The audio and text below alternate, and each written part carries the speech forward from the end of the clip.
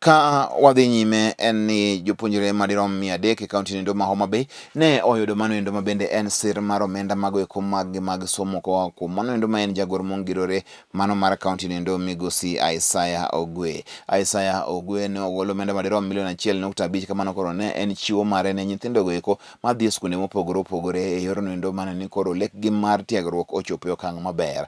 Isaiah Ogwe ma be sani ni koro lap dhoge juri ne komono endo mar Homa Bay kaka gavana wacho ni sani koro biro medo konyo mano malich ahinya kowacho ni gima kama osebedo kotimo chakre higa mar 1994 nyaka sani endi. Payment of school fees. I'm aware other government agencies also participate in payment of school fees. Like the county government of Homa Bay gives 2.5 million per ward every year for payment of school fees.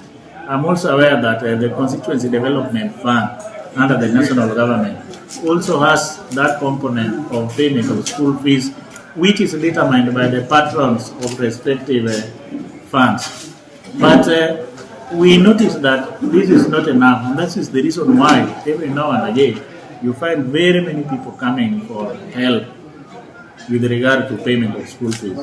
This is the reason why me as a businessman, as a son of Homa Bay, every year at the end of the year, I find a portion from the profit of my businesses which I dedicate to payment of school fees.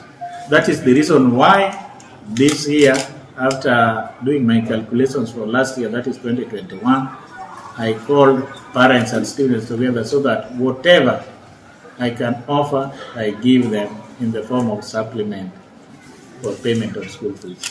And why have you decided to come to aid? This is not the first time I'm doing this.